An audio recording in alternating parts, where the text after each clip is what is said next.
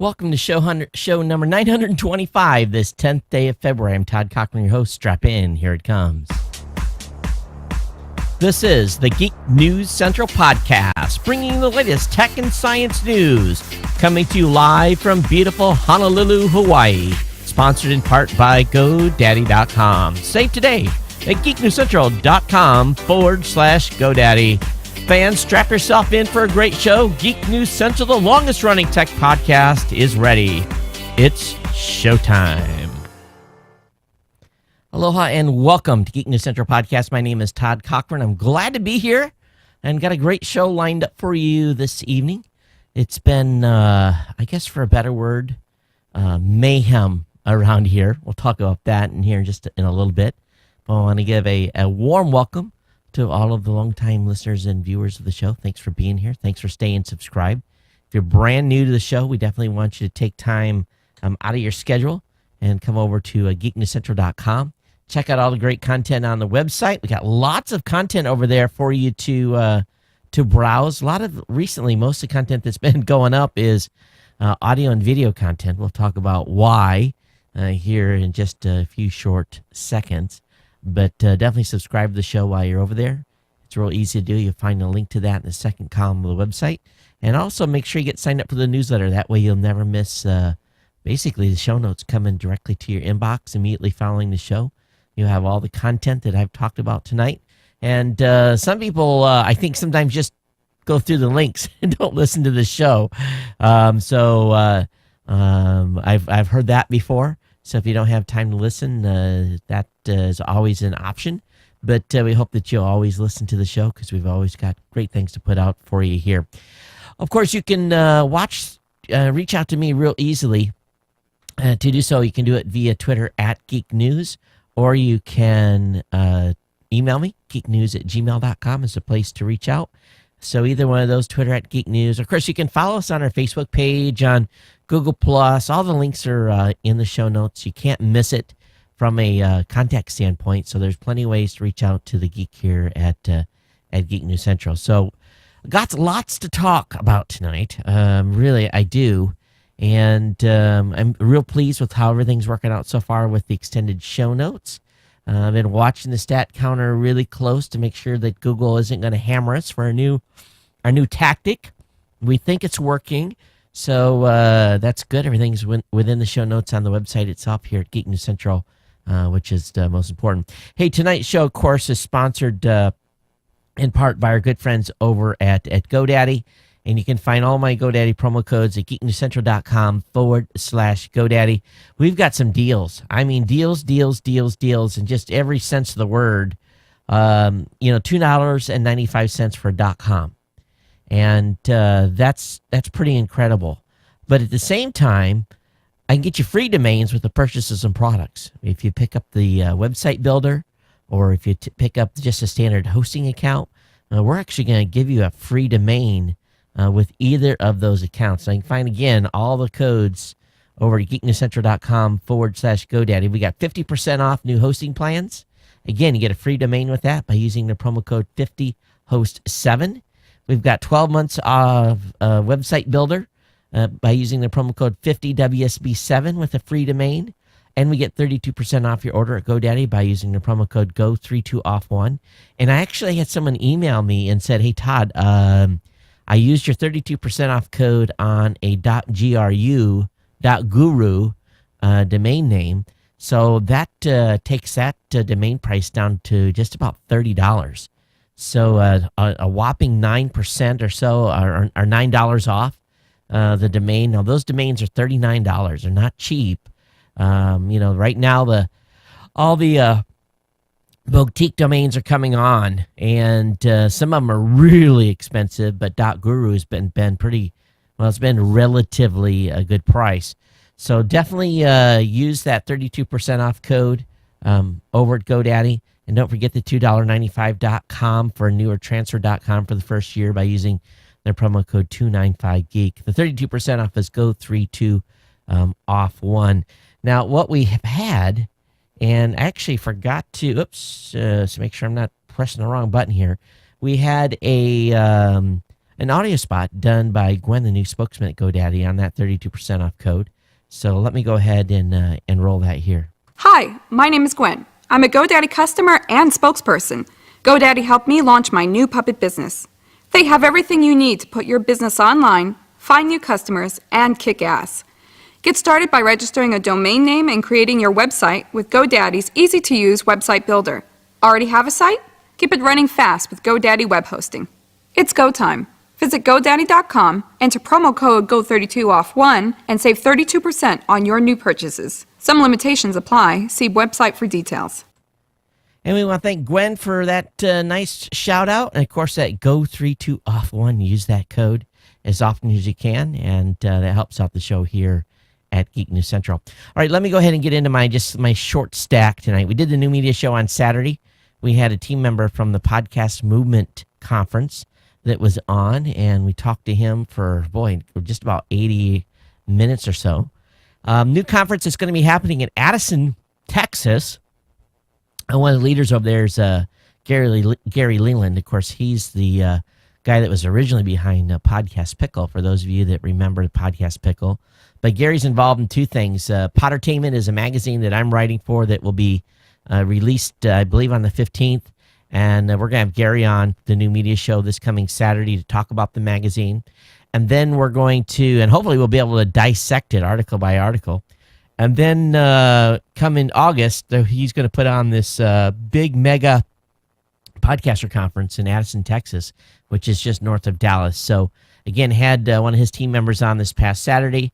Definitely not I'm calling it definitely not a puff piece, because we kind of took his team to task a little bit on basically give them some ideas and suggestions, and we'll see how it works out with them from putting this conference together and what kind of response they got a Kickstarter kicking off on Thursday, and we'll talk about it here more then.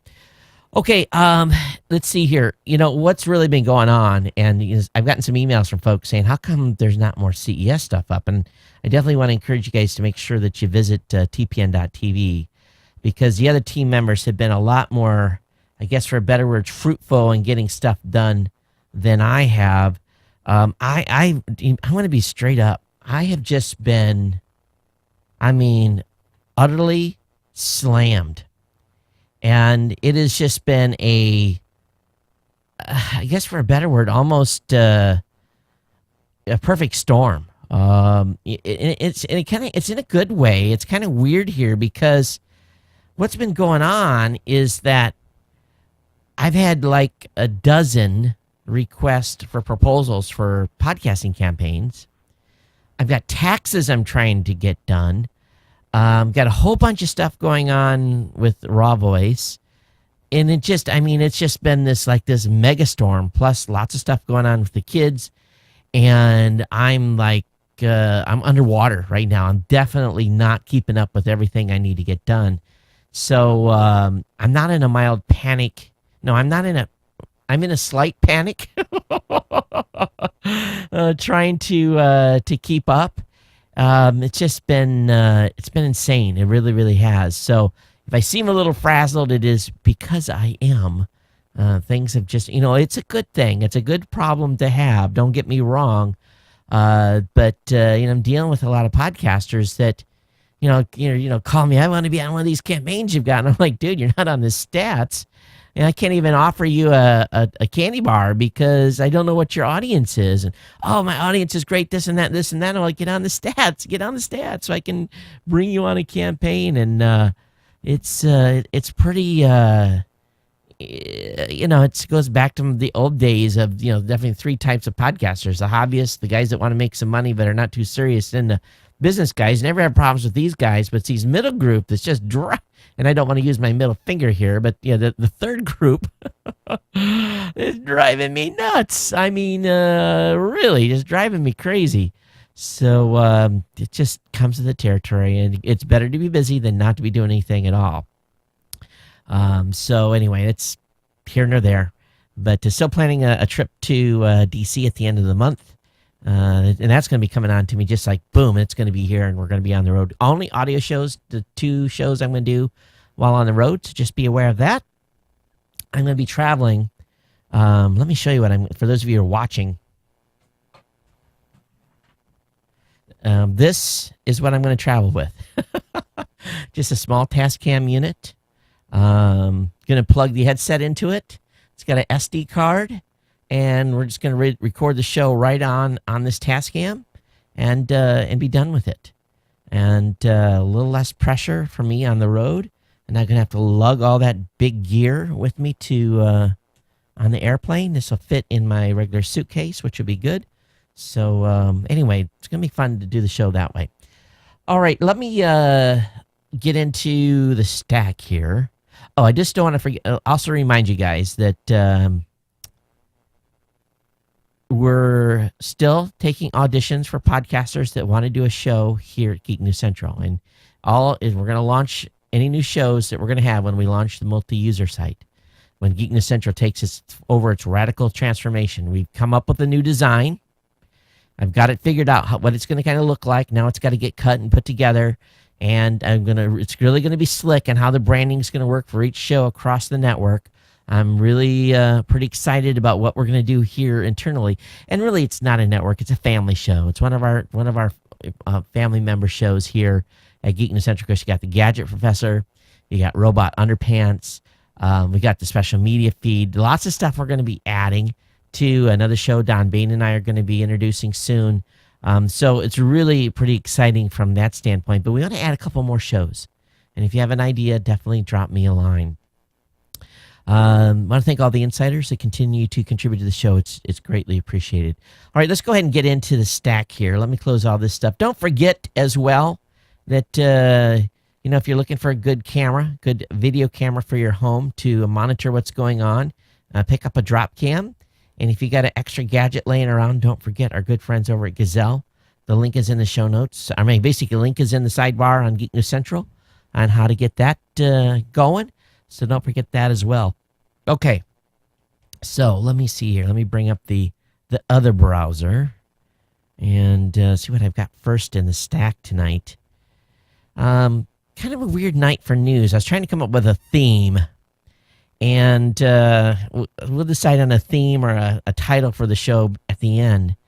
But there's a good article on Paul Thurrott's Super Site for Windows. We've had Paul on when it used to be the Morning Tech Show before we changed it to the New Media Show. We've had Paul on before. And, of course, Paul is an eminent, he's really the guy when it comes to talking about Windows. And he has done a op-ed that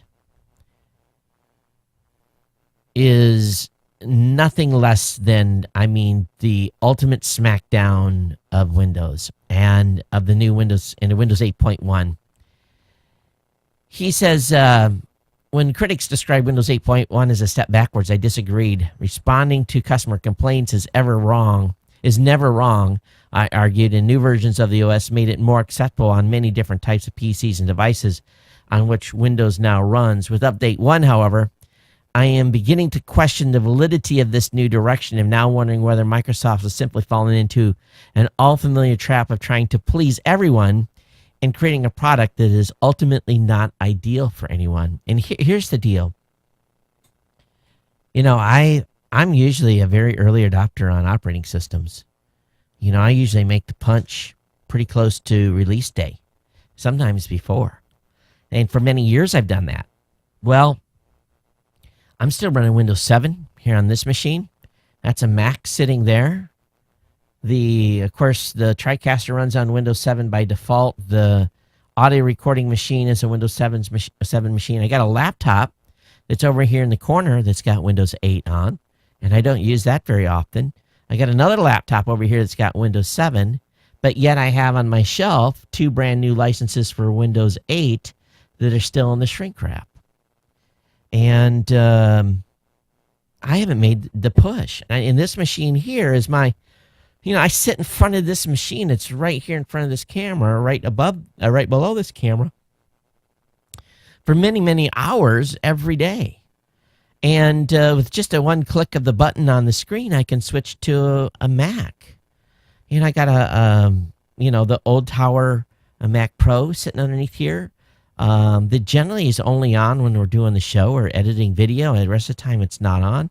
But I do have a MacBook that's sitting here next to me. And in all honesty, I just use Windows. And it would seem logical that I would make the jump. But, for me, the Windows 8 thing was a train wreck. And with Metro, it just never made sense for me to make the move. So maybe with this Windows 8.1, they're going to satisfy some of my issues.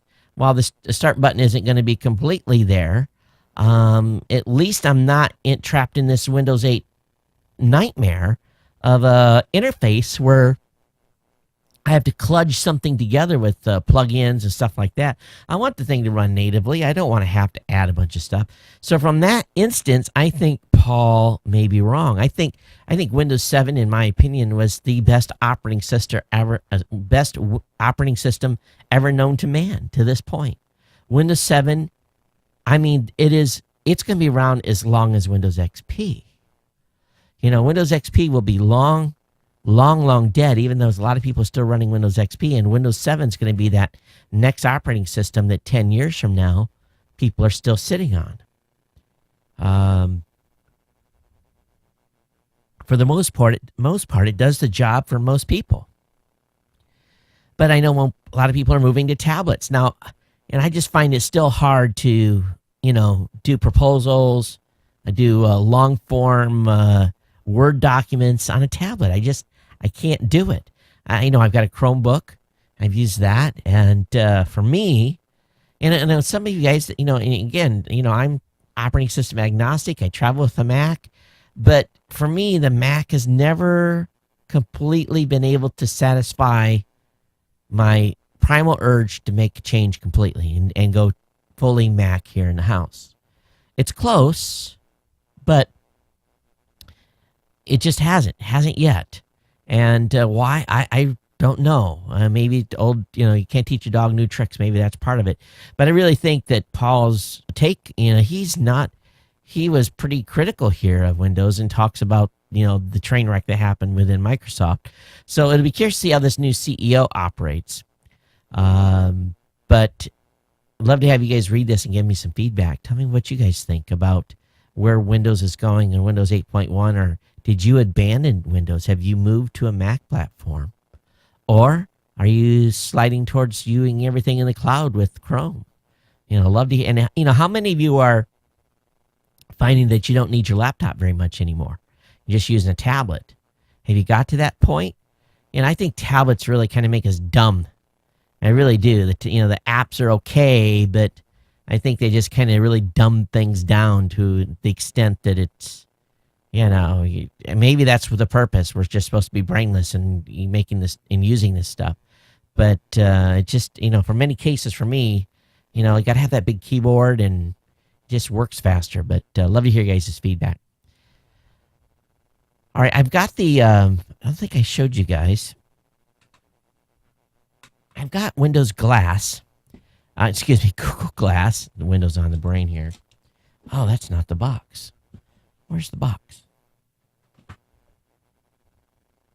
Oh, it's way back there. So I've got the frames for Google Glass. I got to get over to the optometrist and get my prescription or the lenses ordered for it so I can get some lenses. But for those of you wondering what's going on with the frames for Google Glass, I have a link up in the show notes for you to check out. And you can see how it's going to work. And I'm excited about getting frames. I got to get them ordered. Got to see how much they're going to cost me first because I've already used my insurance. Well, I don't want to use I use my insurance right at the end of the year, and I can't get new glasses again until I can use it anytime this year. But I want to save for my optometry appointment, near November, and so I'm going to have to pay for the lenses for Google Glass, but we'll see. We'll see how it goes, and I'll talk to you guys about the experience as I get to that point. All right, want to switch gears here quite a little bit and talk just a little bit about some stuff going on with Verizon. Verizon's being really criticized right now. Netflix has even said that data going into Verizon customers is slowed down. and they were only they were ranked 25th in the stack. Now, not about their FiOS, but their other service offerings.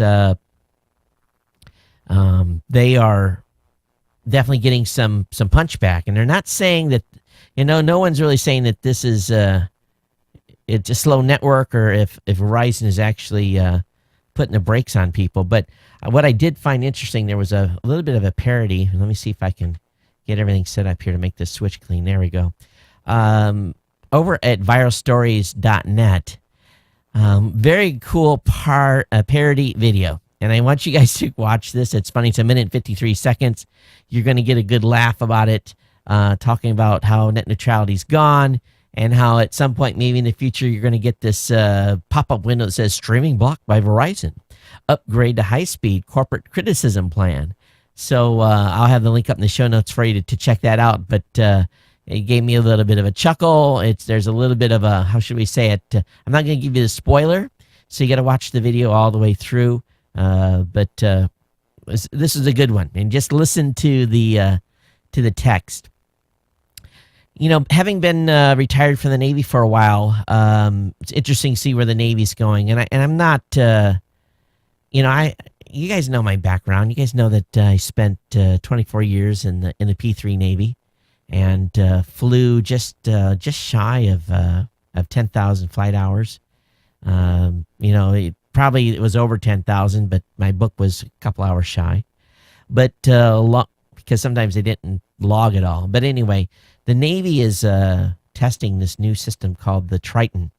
It's the Navy 757 size drone, and this is pretty amazing. It's as big as a Boeing 757 jet. It's going to be the Navy's going to use this in conjunction with their new P-8 aircraft that they bought. And, basically this will kind of act as a platform in the sky to do a mission, and then, basically be handoff to a manned air crew. And I've always been kind of a negative type of guy when it comes to the Navy's use of drones. And it's largely because I truly think that in some missions, eyeballs will never, multiple eyeballs and a coordinated crew will never replace a couple of guys in a conic somewhere flying one of these things. This thing is a follow-on to an Air Force program, and I believe let's see here, what is the actual system that they followed on from? It builds upon the Global Hawk that the Air Force. I think the Air Force actually abandoned Global Hawk, but anyway, the Navy's ordered a number of these, and if you've got a son or a daughter that's thinking about a career in the military, the Navy and this drone program will probably be 20 years worth of work for them. It can definitely set some people up for the future. So if I was a young whippersnapper and I was 18 years old and looking for a 20-year career in the military, I definitely would do whatever I could to go drones, to work on them, to be a tech, to be even be a pilot of one. Lots of opportunities are going to be there for sure. And one thing's for sure, these drones don't go on aircraft carriers. They're land-based, and you don't take a 757 off on an aircraft carrier, that's for sure. Happy birthday to Flickr. Flickr's turned 10.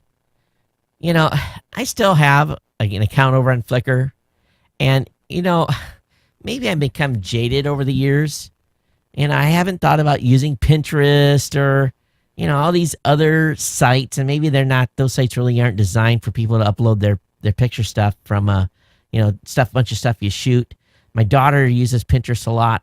I know there's, Google Plus has a place to drop photos, but, I probably got 50,000 photos on a hard drive here.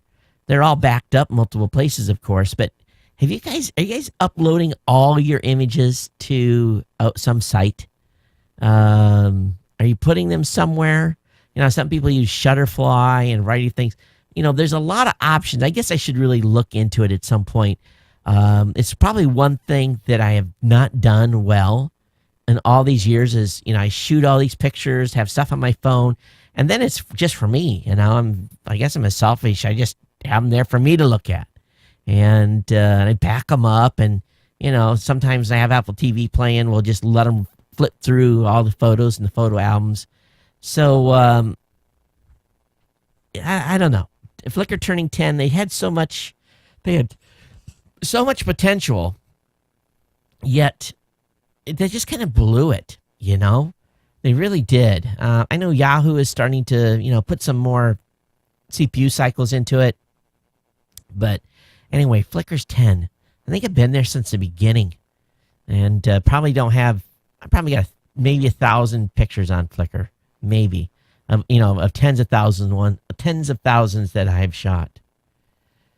Hey, those of you that live in Austin, oh boy, on the heels of Google announcing plans for Google Fiber in Austin, AT&T announced 1 gigabit plans of their own, though those 1 gigabit connections only currently operate at 300 megs, and the users need to agree to AT&T's deep packet inspection to see the $70 price point. And that's a little scary.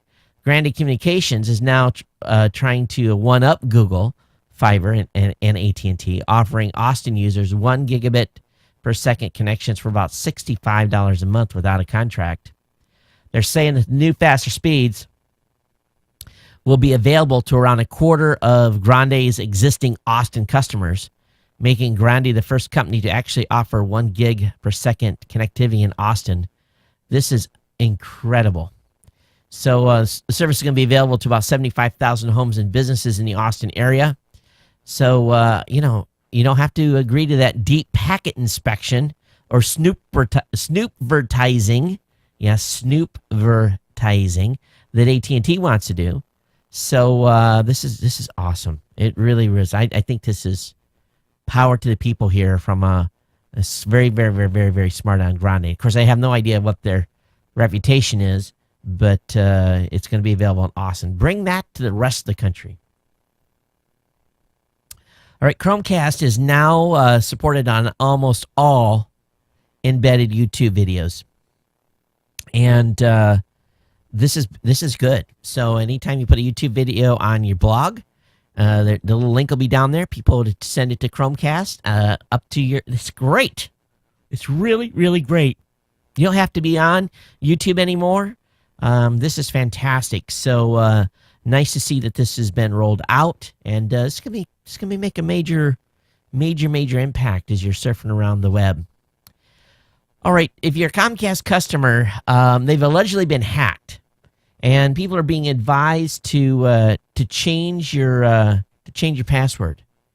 Comcast isn't saying that, but that's the rumor on the street. A hacking group known as Null Crew, Null Crew, claims to have hacked Comcast servers last week, possibly gaining access to user account information. So you should change your passwords now, just in case if you're on Comcast. All right, now, you guys know that I've been kind of poo-pooing 4K a little bit. And I've been saying for a long time, God, how, to be able to afford a 4K camera is going to be incredibly expensive. The entire, what has to happen to shoot 4K is shooting it and buying the camera is not the big deal, but then you need the entire ecosystem to process the video, and you need a monitor capable of 4K, and you got to have a machine that can handle these big video formats. So you're thinking to yourself, oh man, this is going to be out of reach for a long time. But Blackmagic today shocked the world. They're now shipping its production camera 4K for $1,000 less than inspected. Now, this is still going to sound crazy. From now on, the 4K Super 35 sensor global shutter equipped model is priced at $29.95. That's $2,995 instead of $39.95. Again, making it the cheapest 4K Pro camera on the market right now. Now, I want you to hold up there. That's just for the camera body. It's not for the lenses. Okay, the lenses are extra. So, if you buy it, it'll fit a lot of different lenses. but you're probably a couple $1,000s to get some decent lenses to shoot cinematic quality. But really, what this really does is this is going to allow you to, for those of you that are aspiring to make films, to shoot in 4K for probably around $5K. Yes, $5,000. That's an incredible price point. The camera that sits right here that I just put my hand on, for those of you watching, that's an SDI out camera. It's 1080p. It's an XD-Cam EX from Sony. That's north of $5,000, that camera. And in all honesty, the Canon that we were shooting with at CES, if I put it at the same distance, would probably shoot as just as good a video now, because this camera now is maybe 5 years old plus. And, at some point, matter of fact, the other camera that I've got, my other HDV camera, I was looking at it tonight and it's at the point now where it probably needs to be considered to be retired. And I need to put something else over there. Maybe time to put it up on eBay and sell it while I can still get some money out of it. So, definitely, these smaller cameras do a great job, but $3,000 for the Blackmagic 4K camera. Again, pretty incredible. We've talked, and this camera was delayed for a while. It was introduced at NAB. So we'll see what happens with this when this gets on the market. It's going to give the folks at Red a run for their money today. All right, switching in the space news. Hey, the folks at Space History have released a photo, and I don't know how many of you remember this photo. I actually remember this happening. I don't know how many years ago this was, but there was a mission, I think one of the first Hubble repairs, where they flew out and they actually changed out the solar array.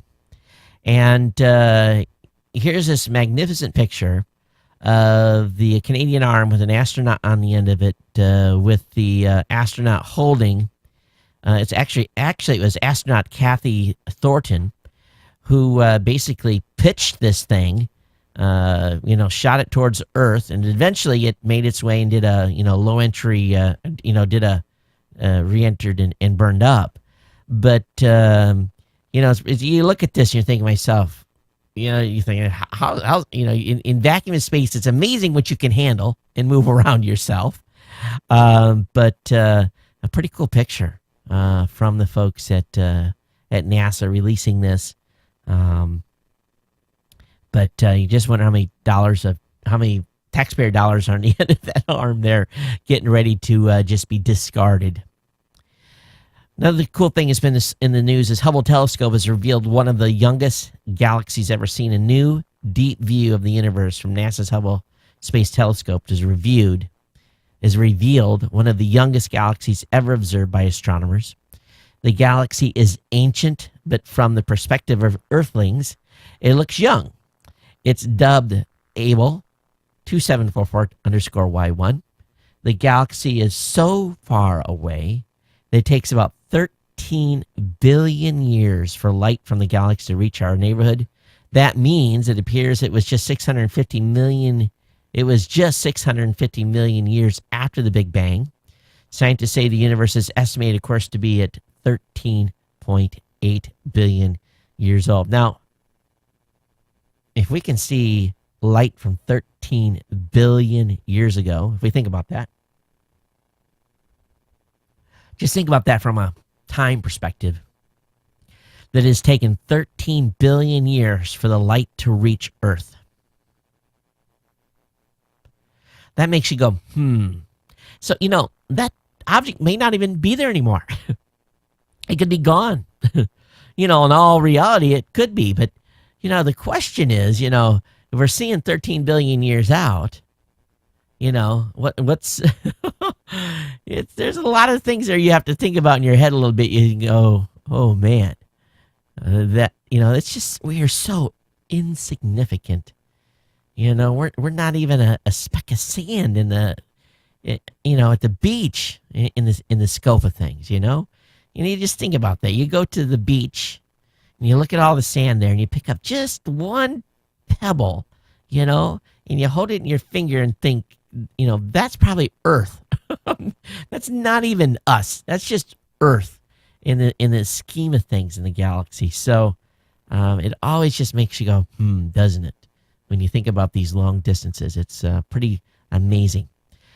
Now, talk about the now. SpaceX is considering making what's called the super rocket, and this is pretty big. The private space flight company plans to build a rocket so big it would make the Apollo moon rocket look small. The huge rocket would ultimately send colonists to Mars. But what would SpaceX do in the meantime? The company's primary focus right now is giving NASA astronauts the International Space Station. So they're thinking about it, what they could do. They want to build bigger rockets to be able to lift bigger loads. Earlier SpaceX said it could develop a rocket that would launch 150 metric tons of payload, or 20 metric tons more than the most powerful version of SLS, at a fixed price cost of about $2.5 billion, an amount that comes out to roughly 1.25 years of SLS funding. Now, this is how much it would take to design it and build it. Now, it's not to say how much it would cost to launch it. Also worthy of consideration is a spacecraft launched by United Launch Alliance, where they would say that they would lift 140 metric tons at $5.5 billion total development cost. So the question is, does it make more sense for private industry to do this than for NASA to? It's a good question, but I'd like to see this stuff with these private companies. It drives innovation. It's going to drive money into the marketplace. It's going to do jobs. You think you could go to SpaceX, work for SpaceX right now, and if I was a young guy, an engineer, an aerophysics engineer, I would definitely go to SpaceX and get a job. They're doing some exciting stuff. They really, really are. All right, we've talked about these credit card situations for a while. And I think in the past year, I have had 6 or 7 cards replaced. I just got a replacement card, business replacement card today. It irritates me because I got to go through and change all my accounts that automatically bill on that thing. But the U.S. is finally switching over from insecure credit card signatures to PINs. U.S. banks and merchants are shifting to a more secure way of authorizing credit card transactions, which customers will enter a personal identification number at checkout instead of signing a receipt. So similar to a debit card, but you'd actually have to authorize the credit purchase via PIN. Of course, the United States is the last major market in the world using the signature system, which is part of the reasons why we have such a huge amount of fraud here. So they want to make this happen quickly. Visa, American Express, and MasterCard have announced that banks and merchants that have not adopted technology for face-to-face transactions by October 2015 will be liable for fraudulent purchases. Whew. That's a motivation, right? So expect big changes coming to your credit card and everything else here in the coming months. You a Game of Thrones fan? Well, there's a 15-minute Game of Thrones teaser that's been put up on YouTube. I was, sitting here. Oh, come on. Do not do this to me. All right, there we go. Control V always works. Sometimes Chrome, you do a right click in the bar and I get like this.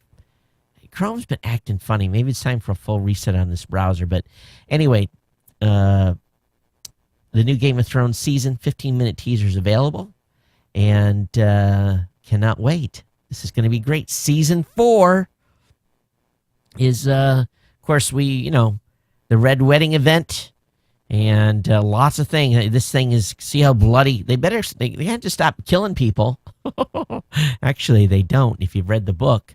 But Game of Thrones Season 4, Ice and Fire, is fast approaching for release. Now, Bill Gates fesses up on Reddit and basically did a Q&A on Reddit, which is kind of an interesting, to think that Bill Gates would do this.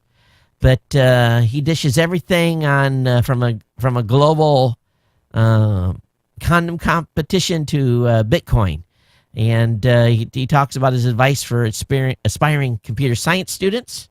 And he basically, pretty cool picture, standing near the Reddit mascot, and says, "Ask me anything." This is Bill Gates. So they had all kinds of questions for Bill. So definitely read through the article that's over on CNET. And of course, I'll have the link over at Reddit is available too. So definitely check that out. Hey, over on The Verge, the FCC went after a building. Yes, a building that was responsible for harmful interference with Verizon's wireless network. Apparently, the FCC's issued a formal citation to property owners in LA after finding that fluorescent lights in that office building were causing problems for Verizon's LTE network. The Ernest Young Plaza building in downtown LA uses GE manufactured lights that the company once admitted have the potential to cause interference with certain types of wireless communications. Sure enough, it was. So they've been avoiding the FCC, and now the FCC is demanding that they lay out its plan to rectify the situation within 60 days, and continued violation could result in fines of $16,000 for each day that the network problem exists. Wow. Equipment seizures and criminal sanctions, including imprisonment, are also on the table. So they've been given notice. I guess they're going to have to fix their lights in that building. Why would GE release a product like that would interfere in the first place? That's my question. It also appears that NASA is now NASA is now working with private companies to take the first steps in exploring the moon for valuable resources like helium-3 and rare earth metals. Initial proposals are due tomorrow for the Lunar Cargo Transportation and Landing by Soft Touchdown Program Catalyst. So basically, they want robots to mine the moon. Like, I don't think they're going to have anybody up there panning anytime soon like those guys do up in Alaska. But who knows what lies on the moon.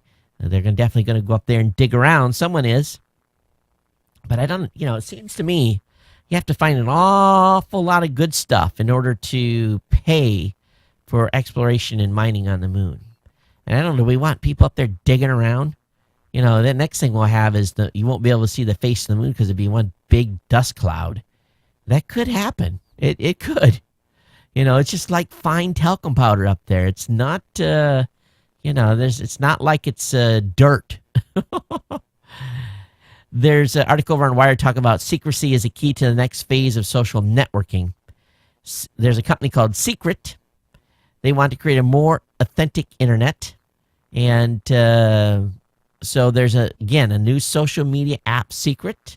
And but basically, it's a new site that's taking things underground. It's a safe space for feelings and discussions, and nothing is safe. Nothing is safe. It really isn't. They want to monitor something. They're going to just get a warrant and do the same to them as they do every other place. NASA's shown photos showing a possible flowing water on Mars. Now, that isn't exactly what it is, but they're called reoccurring slope lineae. They've been showing up in photos of Mars, and they could be explained by the presence of seasonal water flows on the red planet. Now, what they're saying is there could be salt water running in them there Martian hills. At least that's how NASA's news Monday of evidence of potential presence of flowing salt water sounded to many ears. So basically, they're seeing some dark markings that scientists say suggest seasonal flows down a slope overlaid with colors from a mineral mapping spectrometer observing the same region. NASA says the dark finger-like markings advance down some slopes when temperatures rise. So might be something really going on here below the surface of Mars. It might be full of water, folks. U.S. TV sales have shrank nearly 10%, even though the average price of big screen TV only fell 3% last year. So the U.S. television market saw this loss in unit sales due to low demand. The report attributed low demand to a market where consumers have little interest in buying new TVs after upgrading to high-def flat screens models less than 10 years ago. I know that we've got we're really at a point here on ours where it's now 10 or 12 years old, and we're going to have to do something soon. But ours is, a little thicker, and we want to go thinner. So we're definitely looking forward to some aggressive pricing. Definitely not going to spend $7,000 on a 4K. That's not going to happen. I'm going to spend as much money on a television as I could to buy a used car. But anyway, their television sales are down. That's not good for manufacturers. All right, good article on Bloomberg Business Week talking about Tim Armstrong over at AOL. This guy has really rocked the house over there. He's basically saying that, hey, they got some issues. He casually mentioned that 2 employees had babies that cost the company more than $1 million in health care costs each. He wanted to continue to provide health care with that kind of generosity, but believed that the Affordable Care Act would cost the company $7.1 million, so he reasoned he would have to make some cuts to the company's 401k plan. Now, he kind of apologized on this today, and AOL says that they're going to leave the way it matches employees' 401k contributions untouched. But he also basically talked about some other stuff, made some gaffes, and talked about compensation and so forth. This guy's kind of a loose cannon when it comes to talking about stuff. But, here again, CEOs are faced with some hard choices. Well, maybe not. I think the Affordable Care Act, or whatever they call it, Obamacare, is being delayed for, it wouldn't affect AOL. 50 company sizes 50 to 99, I guess, get another year's reprieve. I wonder if that has anything to do with an upcoming election. But anyway, 99 and above still have to implement it this year, or by the end of the year, I guess. So we'll see where this all goes. But, CEOs are faced with these rising costs, and even though I think AOL can afford it, this extra $7.1 million probably is not that big a deal. It's markets get scared when these guys start talking about this stuff. Amazon's introducing a new web service that I'm kind of confused about. Maybe someone out there has used this. It's called R On Demand. AWS offered a hosted version of Revolution Analysis R distribution for $1.25 an hour. And this Revolution R Enterprise basically is a commercial package of an open source functional programming language designed for statistical computing and graphics. R is being increasingly used for data analysis, and I think you have to have a PhD just to run this thing. But so this is kind of an interesting move here. I have to talk to Angela about this because I don't have a clue. So anyone that's in the audience that may have one, let me know. I'd love to hear more about it. Hey, tiny rocket ships could drive into human cells, could deliver drugs. Researchers at Penn State explored the insides of our cells with nano-sized rocket-shaped metal projectiles powered by sound. And this is pretty interesting. A tiny rocket-shaped projectile breaches the border of a cell wall and begins to work like an egg beater to whip up the cell's innards or puncture its membranes wall with a battering ram motion. This is like, holy smokes. So they're serious here. The folks at Penn State said our first generation motors required toxic fuels, and they would not move in biological fluids, so we couldn't study them in human cells. That limitation was a serious issue. The scientists overcame that problem when they discovered that the nano motors could be powered by ultrasonic waves, which make them spin, because they did not want to use the toxic fuels anymore. The way was cleared for use in living cells. The nanomotors measured 3,000 nanometers wide, which means about 33 of them could be stacked end to end along the width of a human hair. In addition to the using sonic frequencies to spin them, researchers employed magnetic fields to steer them around inside the cells. They also discovered that the various motors could be controlled independently of one another, make them all do very precise work. So they're trying to destroy cells by engulfing them, and doing battle with cancer cells is just one of the potential applications of the research. Nanometers could perform intercellular surgery and deliver drugs non-invasively to living tissue. He adds that a future goal is basically in a fantastic voyage-like world would to have the nanometers link up in a network and create an environment where nanometers would cruise around inside the body, communicating with each other and performing various kinds of diagnosis and therapies. So there's a video that they play is going to blow your mind.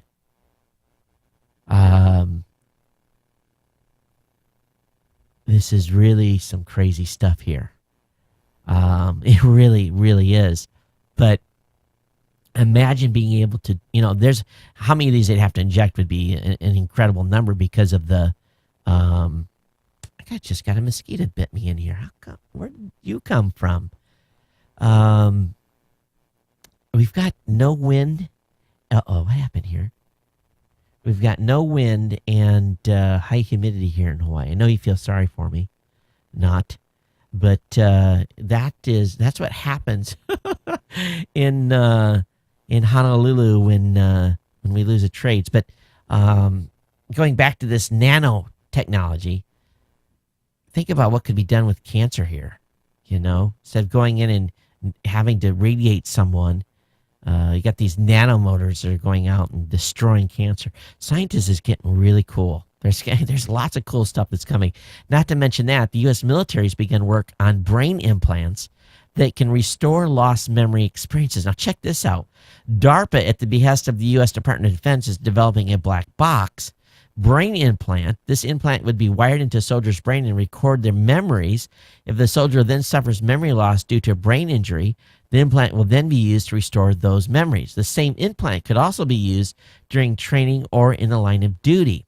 As we reported on this in the past, according to this article on Extreme Tech, they say that simulating the right regions of the brain can improve how quickly you learn new skills, reducing your reaction times and more. Now, this is, we all saw about this kind of science in the future where, if you're reading science fiction books, it's where soldiers are transformed and they're given new powers, and it's a, bioengineered body.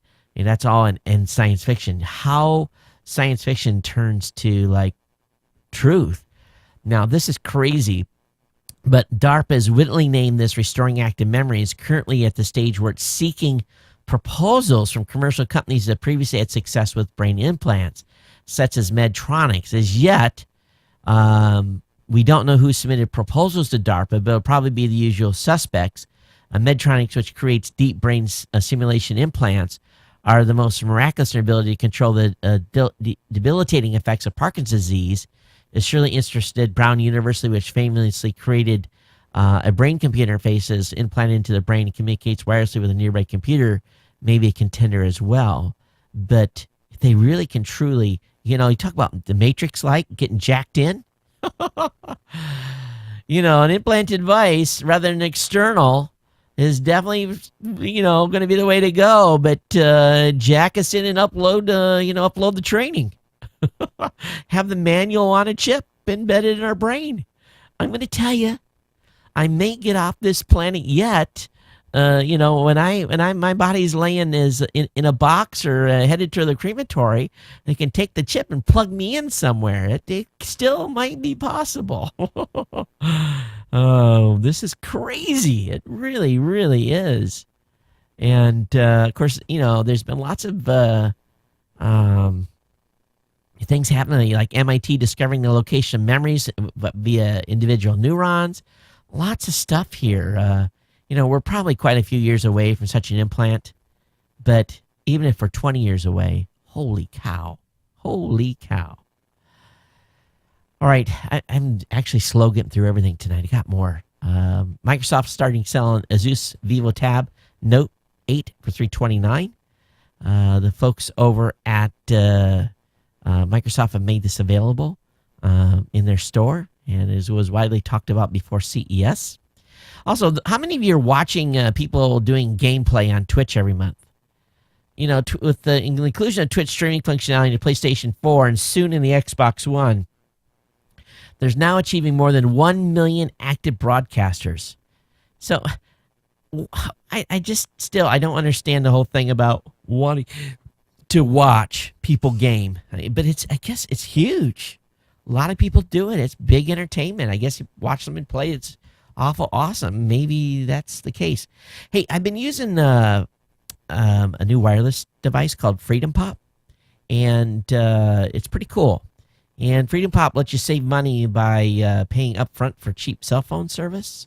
And I've actually been using their little mobile card, which has worked out pretty well. When I need a little extra bandwidth, $5-6 it costs me, and I get a little bit of more data.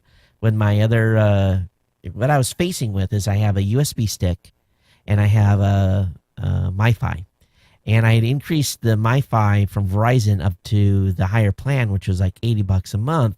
But yet I was only using like maybe a gig over. So I was able to take the plan back down to the 5 gig level. And then I just use this Freedom Pop. If I run out, I pay like $5 and I get, I get enough data to get me through to the end of the month.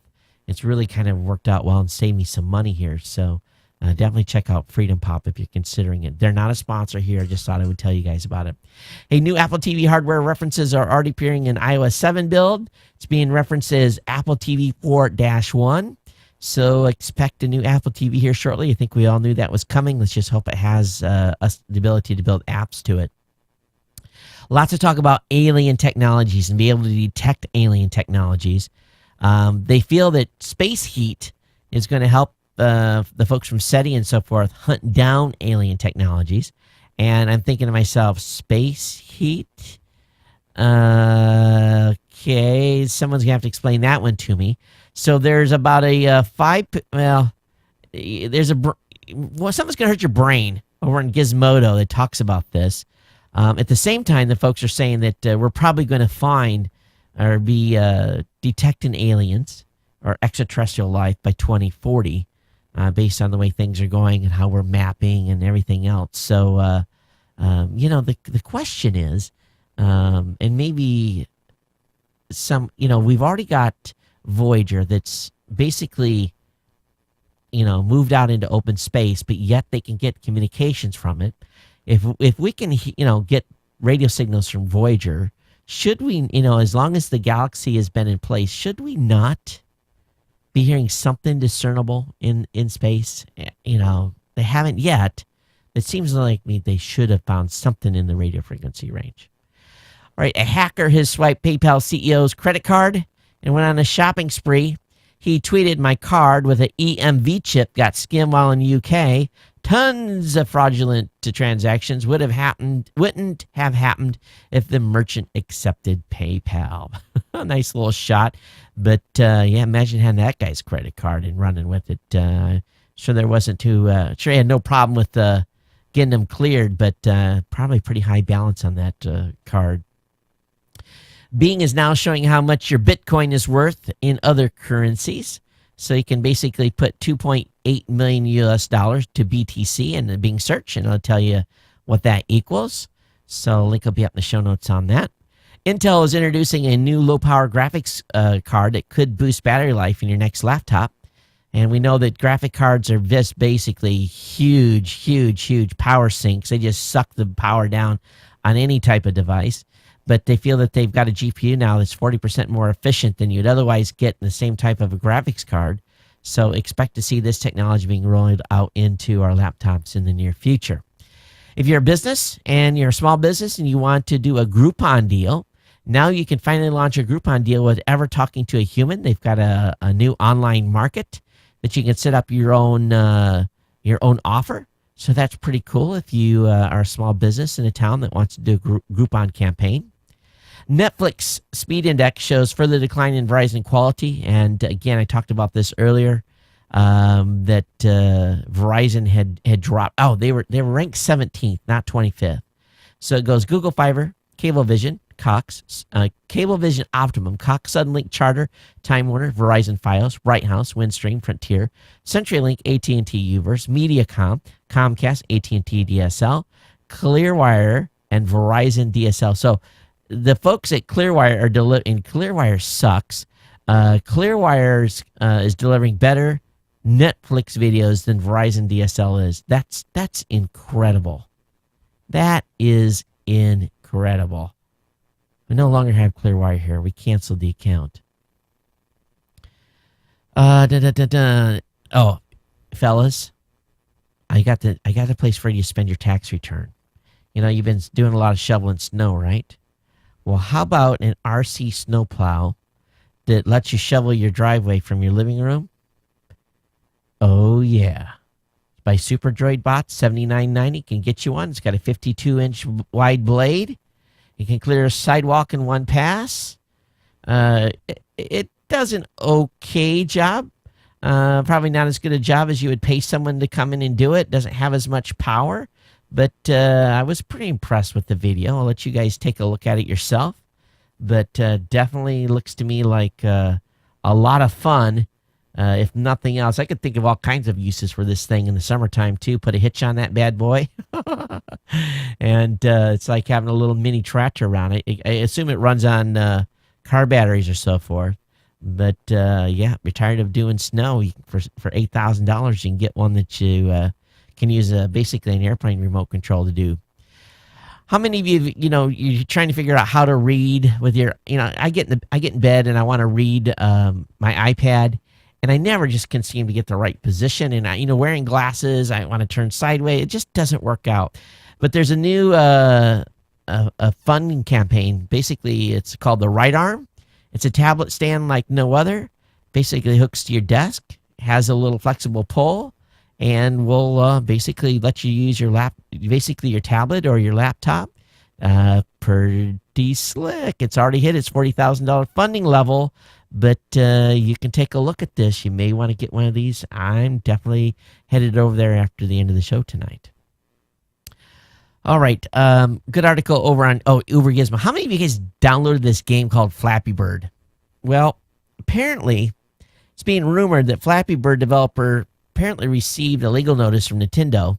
They said it looked a little bit too close in some of the screens as Super Mario. So, they think that he pulled it, but the guy was making $50,000 a day in ad revenue. So, when you're making $50,000 a day in ad revenue, you just don't pull something down. That makes for a pretty good paycheck after about 10 days. So maybe he's reworking it, but Flappy Bird is no longer on the iOS store. But what it is, it's available via phones. If people want to buy a phone, $1,000, you can buy Flappy Bird installed on a Samsung Galaxy S3 or an Apple iPhone. They've got them available on eBay if you love it that much. How many of you have shopped at Sears recently? Well, fellas, we don't like going in stores, right? Just imagine ordering some tools from Sears and then basically driving up to a Sears kiosk outside the store. They go and get your package and bring it to you and drop it in your card, swipe your card, and off you go. That's shopping. Sears is launching in-vehicle pickup program. Select Sears. It's going to be cool. Don't even have to go in the store to get your tools. I love it. Hey, Rackspace shares have been pummeled after the CEO has basically announced he's retiring. So they took a little bit of hit. Rackspace has been doing good financially. They had net revenue 2013 at $408 million, up 16% from the fourth quarter of 2012. So, but they had net income of $21 million, down 30 cents per share. But they still have done very well. And they've gotten a little bit hammered with him announcing he's retiring. But we'll see where this leads as they look for their new CEO. Facebook made some changes to our news. The thing that's when you log into Facebook now, you get the news trail. The site called Upworthy, traffic got crushed after Facebook made the change. They had a 46% traffic decline in 2 months over it. And but they had some incredible traffic beforehand before Facebook made the change. Once again, someone's platform has destroyed a little bit of someone's business. You just never know when they're going to just turn you off. That seems to happen a lot anymore. Hey, Barnes & Noble's fired its Nook hardware engineering staff. So I don't think there's going to be any more Nook. Over on the Washington Post, a blogger paid Facebook to promote his page. He got 80,000 bogus likes instead. And what he says is these people that are buying likes, in order to cover their tracks, the people that they're basically contracting to like pages that have been paid to, they have to go around and like a bunch of other stuff in order to not be detected. And this guy got 80,000 bogus likes, and it really says it screwed me because I'm not now able to really engage with my true audience because, when I do a news post, it only gets injected into a certain number of my followers' feeds. And if it's these bogus people, so he actually made some charts up talking about how this has impacted him. And he said, I didn't buy fake likes, but this is what's happened. I went and actually paid, Facebook $50 to promote a post. And I've done that before. I promoted a post for $6, $7, and but I've never gotten 80,000 page likes over the situation. So it's a pretty bad situation here. Could really impact Facebook negatively if they don't get a handle on this. Final article of the night: Google has taken over NASA's Hangar 1 at the old Miramar Naval Air Station, which is now actually run by NASA, but Google's got something going on here. They love, well, they like the proximity to Google headquarters, what they do. But I guess most of the jets that are there are privately owned. The jets in question are owned by Google executives and not Google itself. So, boy, when you can afford a jet, you've made it in the world. All right, let's go ahead and get into the email comments. I do have a couple. And let me load this up. Today is February 10th. The last show was on the 6th. Got an email from Jim. He said, hey, Todd, considering news stories about hacking in Sochi, the news story was fake. Yeah, that's kind of made the rounds, but thanks for sending that over, Jim. I definitely appreciate that. Got an email from DJ. He says, hey, Todd, I know you're not the biggest gamer in the world, but I ran across this article today talking about Twitch. He says, it's no surprise. Netflix is number one. But there were two things I found surprising. Netflix was almost... Okay, this must be two different topics. Hey, Todd, I know you're not the biggest gamer in the world, but I ran across this article. Of course, it talks about Twitch. We talked about that. They're fourth in peak U.S. internet traffic. That's something I didn't tell you in the article. I talked to you about all the streams. But he goes on to say, it's no surprise Netflix is number one. But there are two things I found surprising. Netflix has almost 1/3 of all internet traffic, and Twitch is like fourth. If you weren't aware, Twitch is basically Justin TV's gaming category where live game streams are done. Everything major game tournaments for League of Legends, DOTA 2, StarCraft 2, etc. to individual streaming games they normally play. Anyway, I would never expected people watching people play games would be the fourth in all U.S. internet traffic. I agree, Phil. That just blows me away. So you're surprised as I am. I got another email here from Jeff. He says, hey, Netflix speed rankings show that the video streaming performance on Verizon and Comcast has been dropping for the past 3 to 4 months. The rankings were updated this morning with data, and he links me to Ars Technica talking about Netflix performance on Verizon and Comcast dropping. Same thing we talked about in the show tonight. So I want to thank those 3 listeners for sending in those links. You can send me in your comments and your links about the show to geeknews@gmail.com as well. We want to thank you for tuning in here. We'll be back with you on Thursday. Don't forget about our sponsor, GoDaddy. Definitely pick up some great we still, 50% off, 32% off, $295.coms. Go to geeknewscentral.com/GoDaddy. Pick up those promo codes and use them over at GoDaddy. And, of course, don't forget, pick up your drop cam or sell a gadget at Gazelle. And if you want to become a super fan, support the show by becoming an insider. At 6.5 cents a day, you too can become an insider. Send Sam an email at insider@geeknewscentral.com to get connected on the insider groups. But I want to thank all of you for watching or listening to the show today. It's been my pleasure to bring it to you. And I'm going to work hard over this next week to get unburied. It's to the point where... really I'm going to have to let something slide a little bit for a few days to get caught up. But, you got to make hay while the sun shines. That's the way things work in the business world, and business comes first for sure. But everyone, thanks. We'll see you back here on Thursday. We appreciate your continued support of the show. geeknews@gmail.com is the email address, or @geeknews for Twitter. We'll see you next time, everyone. Take care and aloha.